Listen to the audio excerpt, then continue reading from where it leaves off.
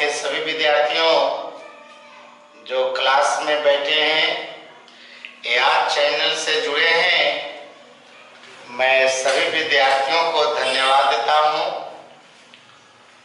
और मैं निराला सर आप सभी विद्यार्थियों के स्वास्थ्य के लिए भगवान से प्रार्थना करते हैं कि आप सुरक्षित रहें, लेकिन अपनी पढ़ाई को जारी रखें।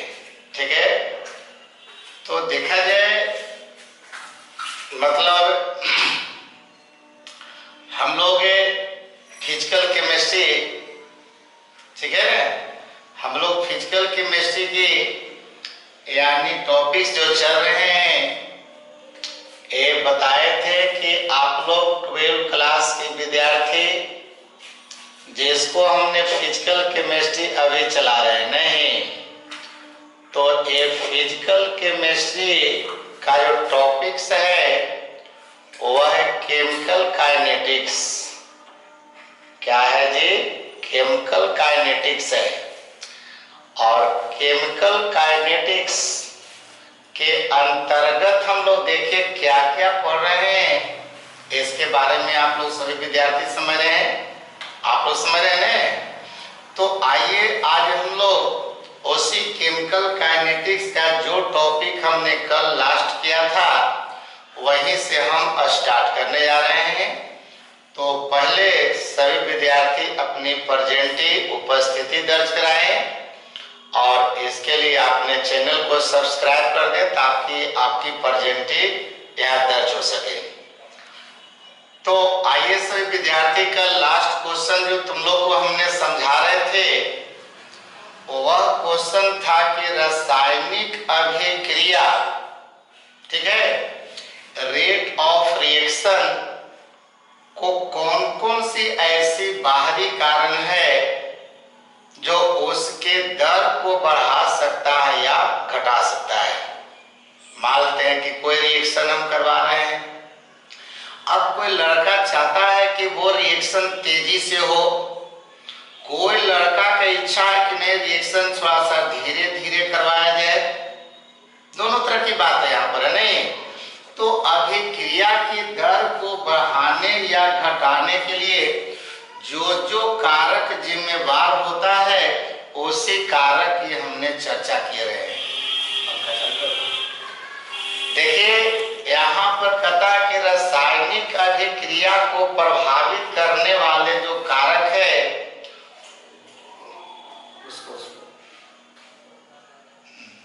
तो जो जो कारक है समझे सभी लड़के ने, आप लोग सभी लड़कियां समझ रही होगी। तो यहाँ पर देखिए सबसे पहला कारक फैक्टर वह है सांद्रण। अभी कारकों का सांद्रण यहाँ पर देखा जाए दो तरीका से कर सकते हैं। सांद्रण में देखा जाए कोई विलयन का एक तनु भी सांद्रण होता है, तनु विलयन कहते हो, और एक हम लोग सांद्र विलयन कहते हैं।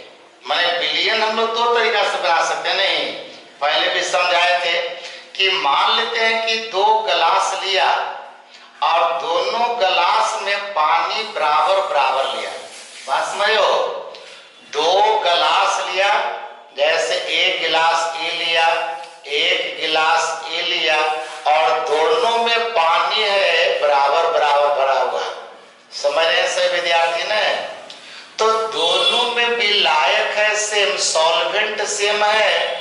और यहाँ पर देखिए दोनों में यानी अब हम क्या कर रहे हैं कि फर्स्ट जो बर्तन है इसमें 5 ग्राम चीनी डाल दिया और इसमें बताओ कि 50 ग्राम चीनी डाल रहे हो, दोनों तो शरबत ही बनेगा।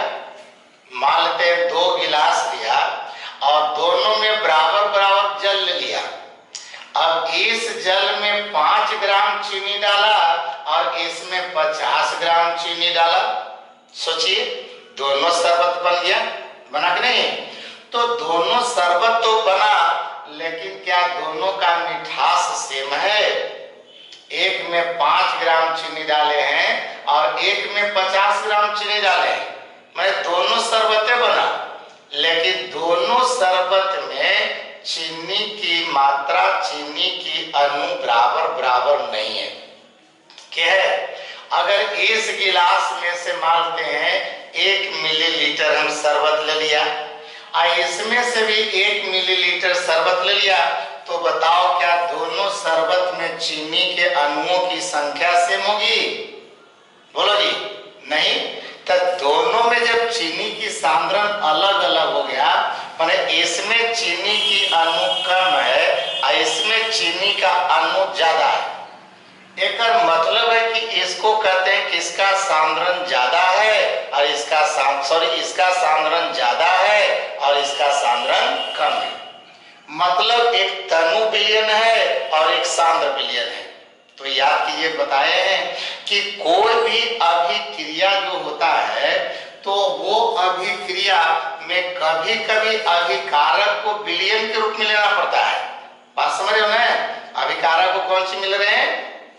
विलयन के रूप में ले रहे हैं। अब विलयन के रूप में ले रहे हैं तो देखना कि वहां पर विलायक में विलेय यानी अभिकारक की मात्रा ज्यादा है कि कम है, उसी से पता चलेगा उसका एक्टिव मास या सांद्रण। बात समझ रहे हो? तो कहता है कि देखिए, कोई भी रासायनिक अभिक्रिया का दर जो है, याद करिए, अभिक्रिया की दर वह अभिकारक के सांद्रण के समानुपाती होता है। मतलब कि जैसे जैसे अभिकारक के सांद्रण बढ़ाते जाओगे वैसे वैसे अभिक्रिया का दर तेजी से होगा। माने जितना तुम तेजी से करवाना चाहते हो वहां सांद्रण को बढ़ाते रहना पड़ेगा।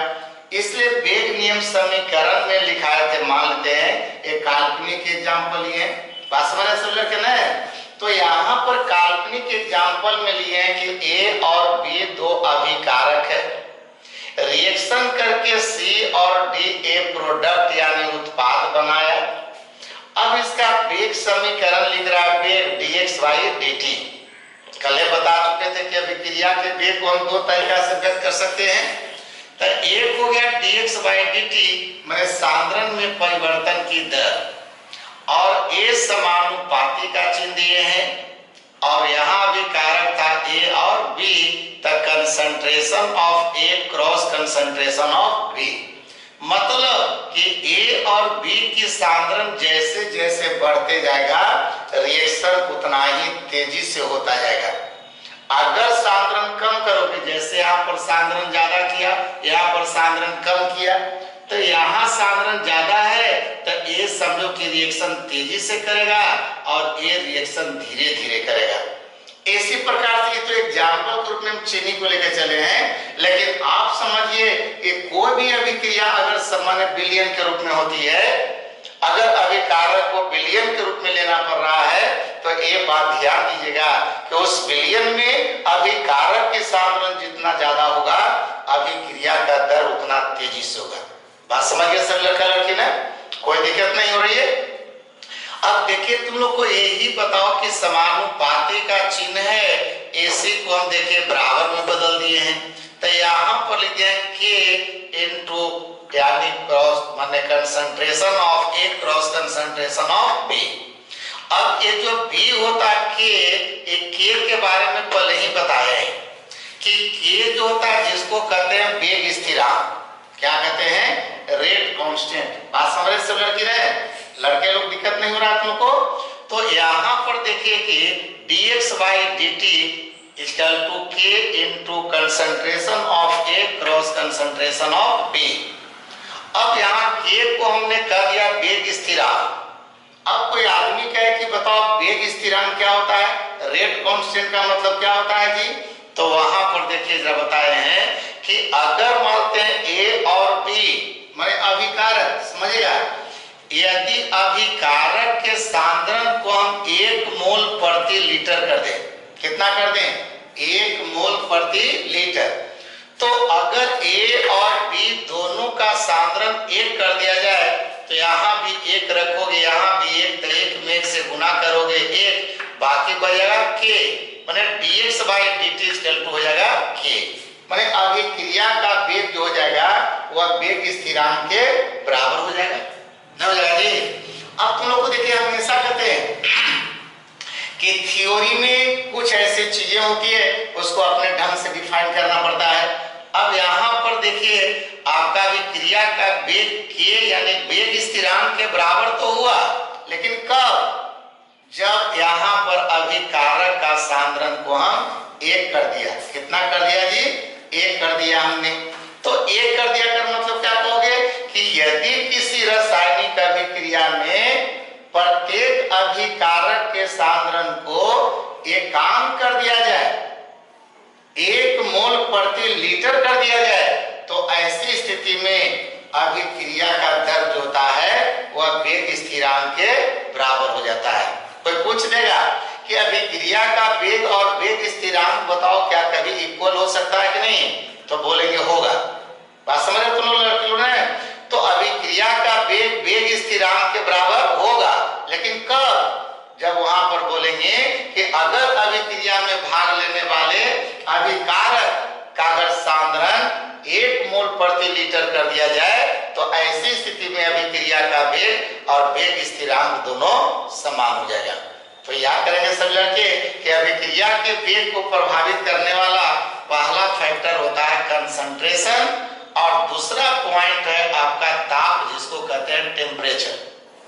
मतलब अभिक्रिया की दर को देखा जाए, माने अभिकारक के ताप को अगर घटाते हो या बढ़ाते हो या विलयन के रूप में अगर ले चले हो, तो याद करना कि अभिक्रिया की दर पर सबसे ज्यादा अगर प्रभाव पड़ता है तो वो प्रभाव पड़ता है टेम्परेचर का।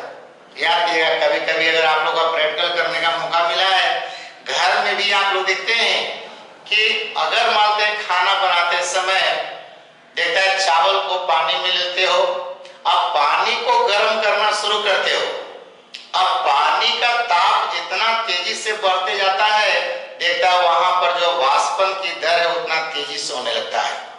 ठीक उसी प्रकार से याद करना कि अभिक्रिया की दर पर टेम्परेचर का बहुत ज्यादा प्रभाव पड़ता है, लेकिन सभी अभिक्रिया की दर पर ताप का प्रभाव एक समान नहीं पड़ता है। ये बात भी याद करना है। देखिए हमने बतलाए हैं कि अभिक्रिया की दर पर देखा जाए अभिक्रिया के वेग पर ताप का प्रभाव पड़ता है, लेकिन ये बात याद करना चाहिए कि सभी अभिक्रिया की दर पर ताप का प्रभाव एक समान नहीं पड़ता है, बल्कि ये निर्भर करता अभिक्रिया की प्रकृति पर कि अभिक्रिया है कैसा। क्या ऊष्मा के आधार पर ऊष्मा क्षेपी है कि ऊष्मा शोषी है, माने एक्सोथर्मिक है कि एंडोथर्मिक है, माने ऊष्मा का वहां उत्सर्जन हो रहा है कि अवशोषण हो रहा है ना? जैसे सोचे होंगे कि कली चुना देखे हैं आप लोग ही। अब कली चुना जिसको से घर की पुताई होती है, सभी लड़का लड़की देखे न, तो गार्जियन को देखा होगा कि जब कली चुना को पानी में डाला जाता है, कली चुना कहाँ डालते हैं? पानी में जब डाला जाता है तब देखता है पानी खौलने लगता है। बताओ क्या उस पानी को आपने गर्म किया था? नहीं गर्म किया। लेकिन नहीं भी गर्म किया, लेकिन कली चुना जैसे पानी से देखिए रिएक्शन किया, वहां टेम्परेचर इतना बढ़ गई, वहां पर ऊष्मा इतना पैदा हो गया कि वह देखिए पानी को खौला दिया। एक मतलब है कि वहां पर कली चुना का पानी के संपर्क में आने पर जो रिएक्शन हुई उसको ऊष्माक्षेपी कहते हैं। मतलब ऊष्मा का उत्सर्जन हो रहा है। तो पहले से ही अगर ऊष्मा का उत्सर्जन हो रहा है, अगर बाद भी तुम बाहर से ऊष्मा दोगे, तो ऐसी स्थिति में अभिक्रिया की दर पर उल्टा प्रभाव पड़ जाएगा। माने अभिक्रिया की दर बढ़ने की बजाय घट जाएगी। कब? अगर अभिक्रिया ऊष्माक्षेपी है। अगर अभिक्रिया ऊष्माक्षेपी है तो ऐसी स्थिति में वहां अभिक्रिया कम ताप पर ज्यादा होगा और उच्च ताप पर कम हो जाएगा। बात समझिए, इसने लिखवाया यहाँ पे कि देखा जाए ऊष्माक्षेपी होने पर, मतलब अगर अभिक्रिया कैसा है? ऊष्माक्षेपी, तो ऊष्माक्षेपी होने पर ताप बढ़ाने पर अभिक्रिया की दर घट जाता है। लेकिन ऊष्मा शोषी मैंने समझा एंडोथर्मिक, माने जहां ऊष्मा का अवशोषण हो रहा है और ऊष्मा का अवशोषण हो रहा है, माने ऊष्मा की जरूरत है और उस स्थिति में अगर ऊष्मा तुम दे देते हो तो अभिक्रिया की दर बढ़ जाएगा। इसलिए बात याद करेंगे सभी विद्यार्थी कि अभिक्रिया की दर पर ऊष्मा की प्रभाव पड़ता है, ताप का प्रभाव पड़ता है, वह एक बात निर्भर करता है रिएक्शन पर कि रिएक्शन ऊष्माक्षेपी है, ऊष्माशोषी है। अगर ऊष्माक्षेपी है तो याद करेंगे कि ये अभिक्रिया निम्न ताप पर माने कम ताप पर तेजी से होगा, और कहीं ऊष्मा अगर तुम देके ताप को बढ़ा दोगे तो रिएक्शन की दर और घट जाएगा। बात समझ आ रहे हैं? तो अभिक्रिया देखना है कि ऊष्माक्षेपी है कि ऊष्माशोषी है। बात समझ से बच रहे हैं? अब देखा जाए तो यहाँ पर हमने बताए हैं कि ऐसे जनरली समझा जाए कि अभिक्रिया की दर पर मतलब ताप का प्रभाव पड़ता है, और ताप बढ़ाने पर जनरली 95% या 90% का ये रिएक्शन जो होती है वहां उच्च ताप पर यानी ताप बढ़ाने पर अभिक्रिया की दर बढ़ ही जाता है। और इस बात को सबसे पहले टेकअप किया आर्हेनियस ने बताया था कि अगर किसी अभिक्रिया के ताप को, अगर कोई अभिक्रिया हो रही है और उस अभिक्रिया की ताप को अगर 10 डिग्री सेल्सियस से बढ़ा देते हो तो समझो कि अभिक्रिया की दर लगभग दुगना हो जाता है। ये बात किसने बोला था? आर्हेनियस ने। और काहे दर बढ़ जाता है इसकी कहानी भी आगे बताएंगे। फिलहाल इतना आर्हेनियस के अनुसार जानिएगा कि अभिक्रिया के वेग या दर जो होता है परम ताप के समानुपाती होता है। परम ताप माने समझ रहा है, माने केल्विन में लेना है ताप।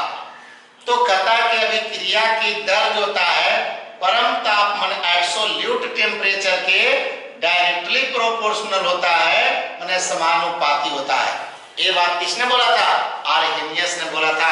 ऐसे काहे होता है ये भी बताएंगे, लेकिन फिलहाल सभी बच्चे ये समझा जाए कि यहाँ पर क्या है, ताप गुणक या ताप गुणांक। कोई पूछा जाए तुमसे कि व्हाट इज कोफिशिएंट टेम्परेचर, तो कोफिशिएंट ऑफ टेम्परेचर एक मतलब क्या होता है? एक मतलब यही समझना चाहिए कि अगर किसी अभिक्रिया के ताप को 10 केल्विन से, अभिक्रिया के ताप को 10 केल्विन से बढ़ाया जाता है तब उसका वेग स्थिरांक, जिसको के से सूचित कर रहे हैं, कहते हैं अगर किसी अभिक्रिया के ताप को 10 केल्विन से बढ़ाया जाता है तब उसका वेग स्थिरांक 2 से 3 गुना हो जाता है।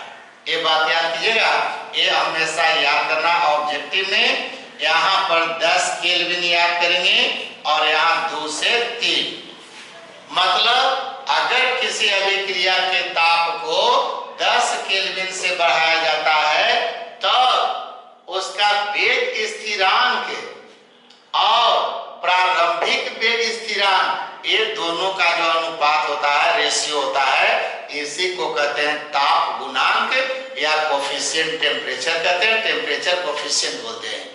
तो यहाँ पर देखिए आपको लिखा है ताप गुणांक।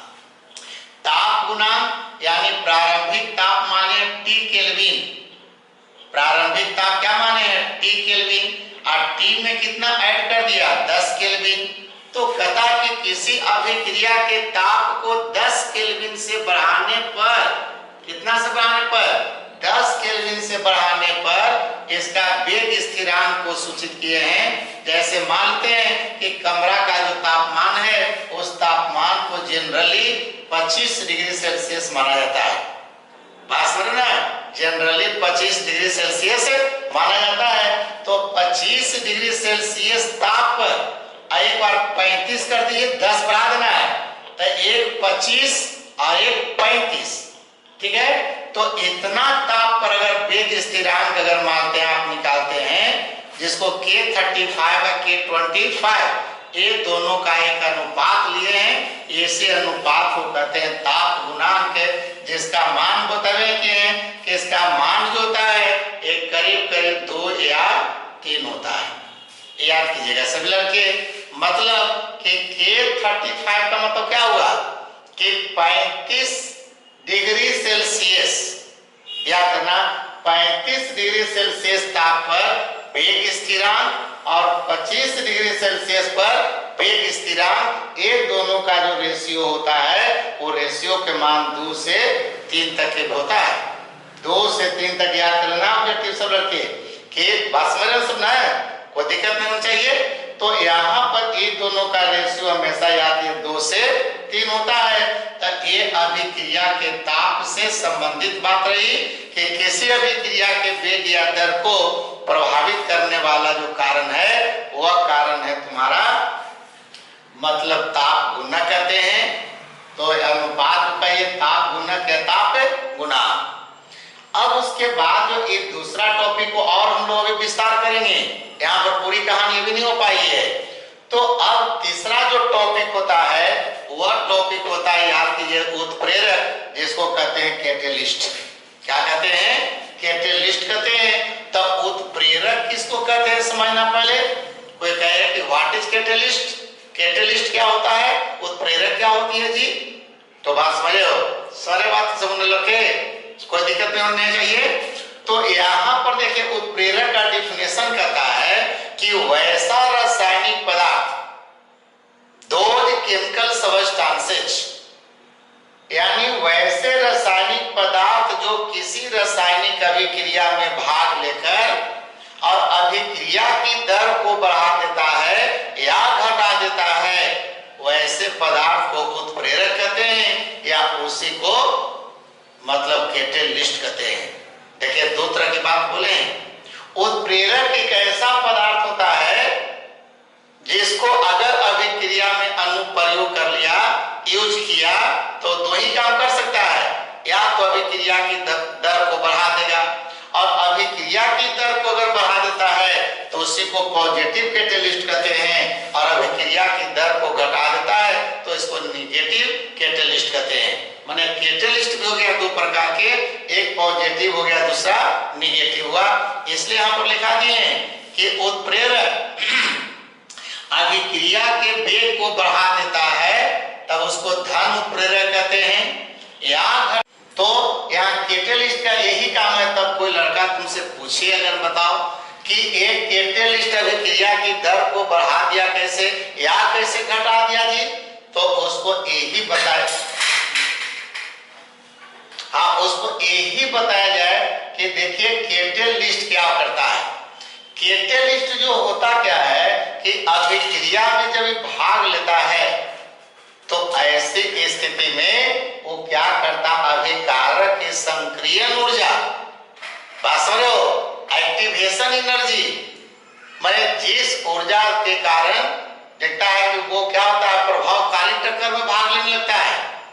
तो कहते हैं कि अगर किसी अभिक्रिया में उत्प्रेरक का यूज नहीं कर रहे हैं तब वहां पर अभिकारक जो होता है देखिए उच्च ताप पर रिएक्शन कर रहा है, लेकिन वही देखते हो कि अगर मान लो उत्प्रेरक को उसमें मिला दिया तब वही अभिकारक का संक्रियण ऊर्जा घट गया, माने कम ही ताप पर रिएक्शन करना शुरू कर देगा। तो समझ ऐसे अभिक्रिया को उत्प्रेरकीय अभिक्रिया कहते हैं, या इसी को कैटेलाइटिकल रिएक्शन कहा जाता है। कौन रिएक्शन कहते हैं? कैटेलाइटिकल रिएक्शन बोलते हैं। जैसे एग्जांपल के रूप में सोचिए, अब यही हाइड्रोजन गैस है और ऑक्सीजन गैस है।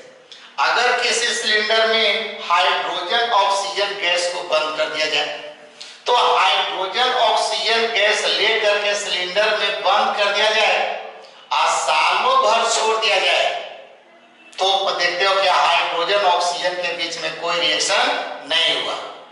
लेकिन यही हाइड्रोजन ऑक्सीजन है और उत्प्रेरक के रूप में अगर प्लेटिनम का प्रयोग कर देते हो तो ये प्लेटिनम की उपस्थिति में देखिए हाइड्रोजन ऑक्सीजन के बीच में रिएक्शन तेजी से होने लगा, जो कि देखिए सालों छोड़ दिया। हाइड्रोजन ऑक्सीजन को एक साथ मिला के छोड़ दिया लेकिन रिएक्शन नहीं हुआ, लेकिन वही उसमें प्लेटिनम यूज किया तो देखिए रिएक्शन तेजी से होने लगा।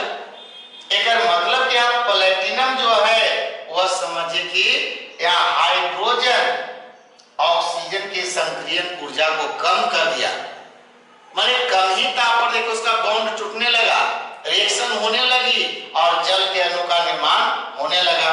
तब यहाँ पर प्लेटिनम एक पॉजिटिव कैटेलिस्ट का काम किया। बट यहाँ पर देखा जाए हाइड्रोजन परऑक्साइड, एसी को तुम लोग जैसे लड़का लड़की हाइड्रो भी कहता है, एसी से तुम लोग देखता है बाल वगैरह डाई करते हो ना जी, तो दिक्कत नहीं। एसी को लोग हाइड्रो बोलता है, हाइड्रो का इस्तेमाल डॉक्टर भी करता है। कब? जब देखता है किसी का जख्म का ऑपरेशन होता है, डॉक्टर बोलता है कि चलिए कल ड्रेसिंग के लिए 2 दिन बाद ड्रेसिंग करवाने आएगा, तो वही देखता है इसी हाइड्रो से जो डॉक्टर होता है आपको रुई में लेकर के साफ करता है जख्म को। लेकिन देखता ऐसा बोला जाता है या कंपाउंडर को सलाह देता है डॉक्टर कि हाइड्रोजन परऑक्साइड के बोतल का ढक्कन खोल के मत छोड़ो, नहीं तो ढक्कन खोल कर अगर छोड़ दोगे तो सारा का सारा हाइड्रोजन परऑक्साइड टूट जाएगा, वह जल के रूप में बदल जाएगा, ये प्रभावहीन हो जाएगा। तो अब कंपाउंडर चूंकि काम करते रहता है तो उतना ध्यान देता नहीं है ढक्कन पर। बात समझ रहे ना आप लोग भी समझ रहे होंगे। तो चैनल से जुड़े जितने विद्यार्थी हैं आप लोग समझ रहे हैं, नहीं से बोलिएगा कोई दिक्कत। तो आप देखा जाए हाइड्रोजन परऑक्साइड बोतल में है, ढक्कन को हम लोग बंद करके रख रहे हैं, कहीं ढक्कन खोल देते हैं उसका वियोजन शुरू हो जाएगा। आप वियोजन शुरू हो जाएगा तब पूरा का पूरा हाइड्रोजन परऑक्साइड खराब हो जाएगा। तब इस हाइड्रोजन परऑक्साइड के वियोजन को रोकने के लिए वहां पर मेडिकल वाले, कंपनी वाले इसमें जानबूझ के ग्लिसरॉल मिला देगा, और ग्लिसरॉल मिला देता है तो यही हाइड्रोजन परऑक्साइड का वियोजन टूटने की क्रिया मंद पड़ जाती है, अभिक्रिया की दर स्लो हो जाता है। तो सोचिए यहाँ ग्लिसरॉल जो है वह अभिक्रिया की दर को क्या कर दिया, घटा दिया। तो ग्लिसरॉल अभिक्रिया की दर को घटा लिया, इसलिए हम कहेंगे कि इस अभिक्रिया में ग्लिसरॉल जो है वह ऋण उत्प्रेरक का काम किया है, नेगेटिव कैटेलिस्ट का काम किया है। बात समझ रहे सब विद्यार्थी। देखिए शांति से एक केमिस्ट्री फिजिक्स ऐसी टॉपिक है, थ्योरी है, थ्योरी सुन करके ही ढंग से उसको दिमाग में बैठाइएगा। जहां पर कोई प्रॉब्लम हो वहां पर फिर से 1 बार 2 बार करके अच्छे से समझ लीजिए सुन करके।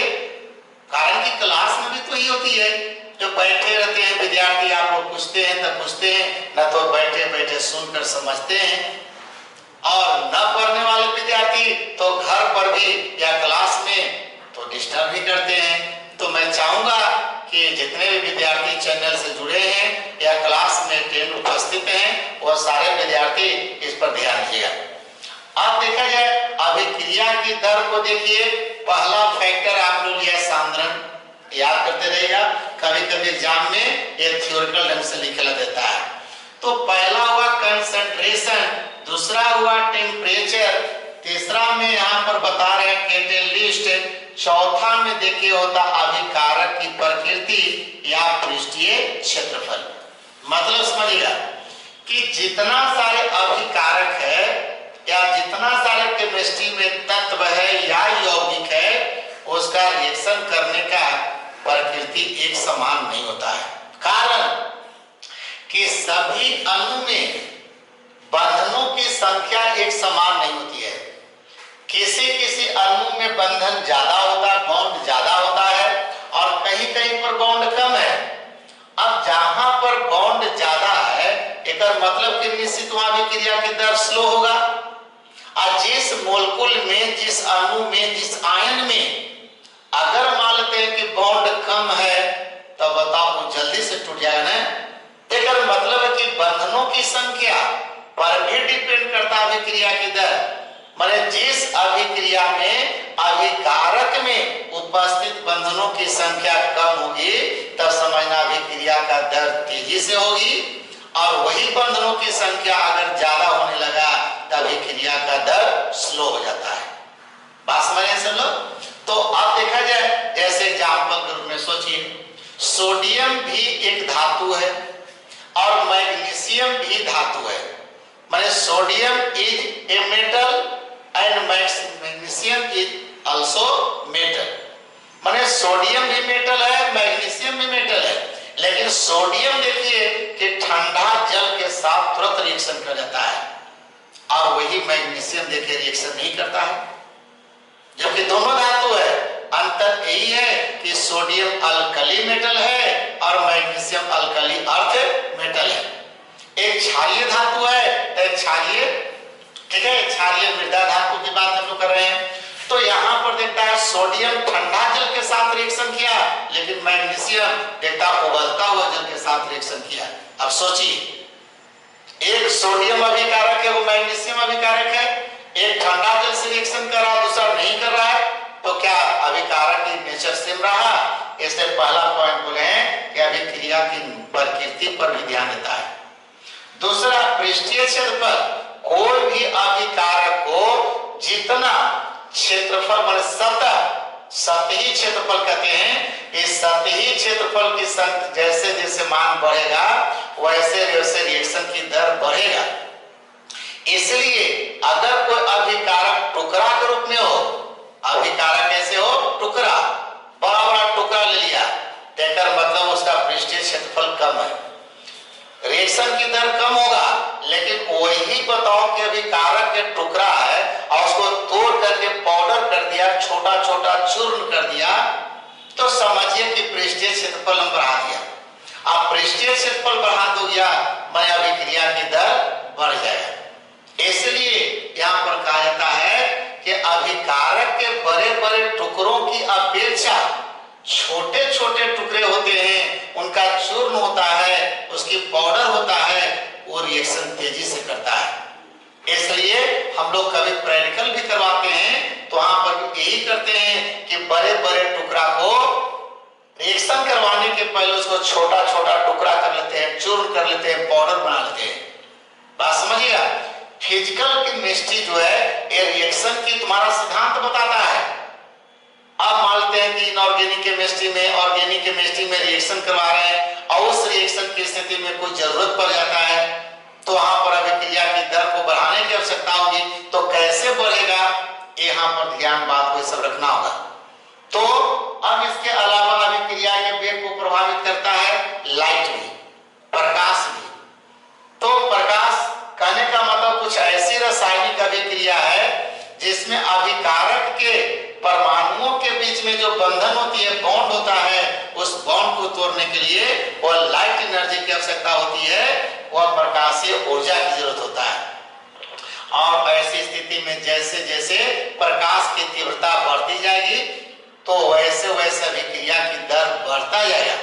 जैसे कि बायोलॉजी के विद्यार्थी आप जानते हैं कि फोटोसिंथेसिस प्रकाश संश्लेषण की जो क्रिया होती है वो बताओ सुबह में भी होता है, शाम में भी होता है और दोपहर में भी होता है। लेकिन बताओ जी किस समय तेजी से होता है? दोपहर के समय होता है। तो सोचो दोपहर के समय फोटोसिंथेसिस प्रकाश संश्लेषण की क्रिया क्यों तेजी से हो गया? इसका मतलब है कि दोपहर के समय में प्रकाश की तीव्रता बढ़ गई, लाइट इंटेंसिटी बढ़ गई।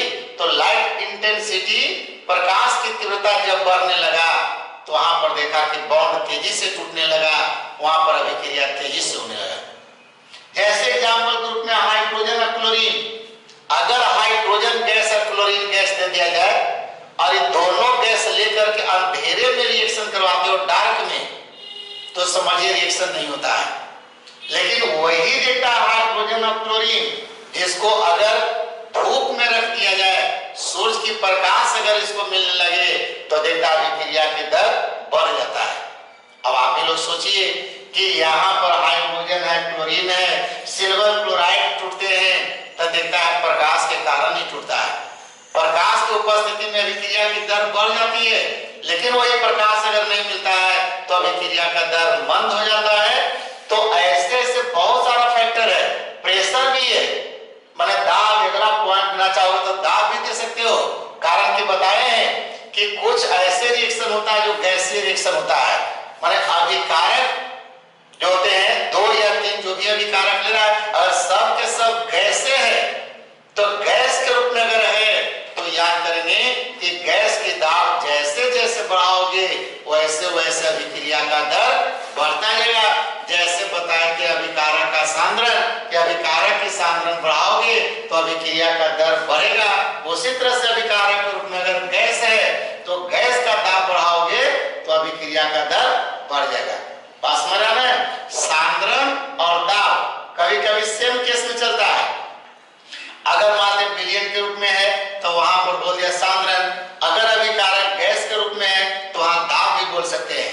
बात समझ रहा है? अभी कारक जो है किस अवस्था में ले रहे हो, विलयन की अवस्था में है कि वह गैस की अवस्था में है, इस बात पर भी निर्भर कर रहा है कि वहां सांद्रण बढ़ाना पड़ेगा कि दाब बढ़ाना पड़ेगा। तो इस तरह से अगर क्वेश्चन तुमसे अगर थ्योरिकल पूछता है, इसमें थ्योरी है, सुनने की बात है, सुन समझना है, सुनिए और अच्छे ढंग से समझिए, एग्जाम्पल दिमाग में लाइए, तब एक कंसेप्ट तुम्हारा क्लियर हो जाएगी। लेकिन बाकी इसमें जो बचा हुआ टॉपिक जो टेम्परेचर वाली है, जो आर्हेनियस की बात हमने बोला, इसको हमने अगले दिन क्लास में देखेंगे। तो आज यहीं पर क्लास को स्टॉप करते हैं। सभी बच्चों को गुड नाइट।